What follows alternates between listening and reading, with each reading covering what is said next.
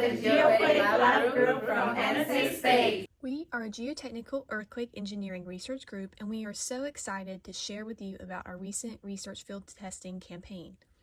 This was our first field testing campaign as a group, so it was a great learning experience.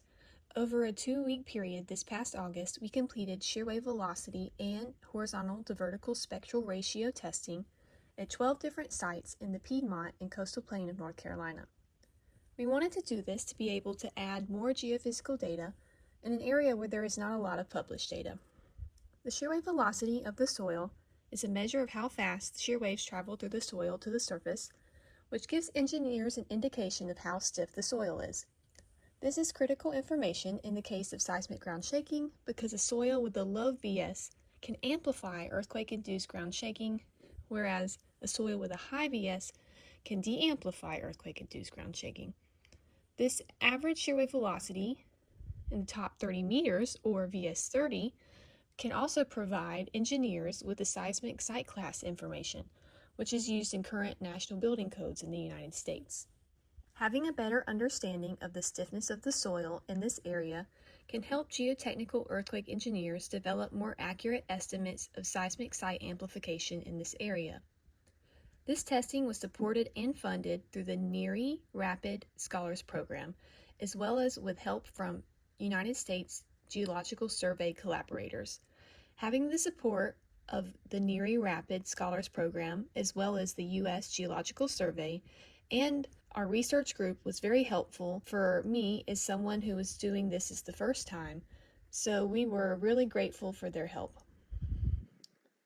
If you are someone who's thinking about branching out into doing some field work for your research, we recommend utilizing the connections that you have with collaborators and coworkers who can share their experiences and wisdom with you. The best way to learn how to conduct field testing is just to start somewhere and try. Here's a quick overview of some of the different kinds of testing that we completed this past summer. Our team used non-invasive testing methods, meaning that there is no boring or drilling required. One common shear wave velocity testing method is the multi-channel analysis of surface wave, or MASW.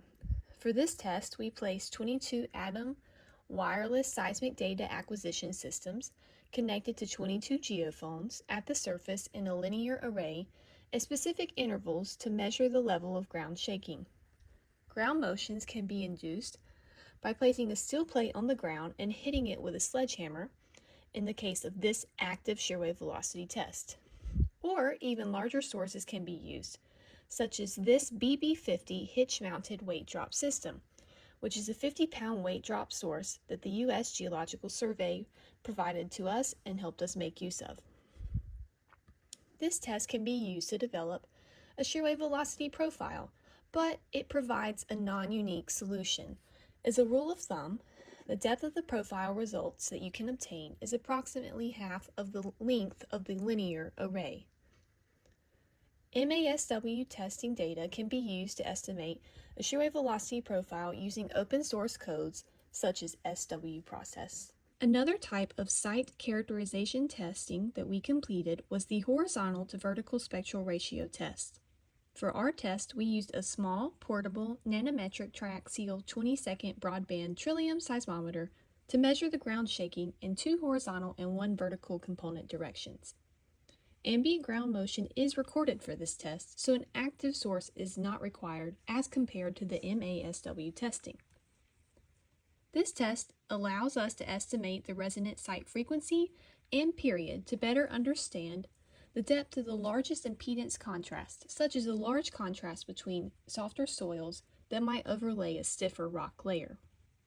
The seismometer was stabilized within a cradle and secured within the soil, and the seismometer was also covered with a bucket to block the wind. HVSR testing data can be used to estimate the resonant site frequency and period using open source codes such as HVSRPy or Geopsy.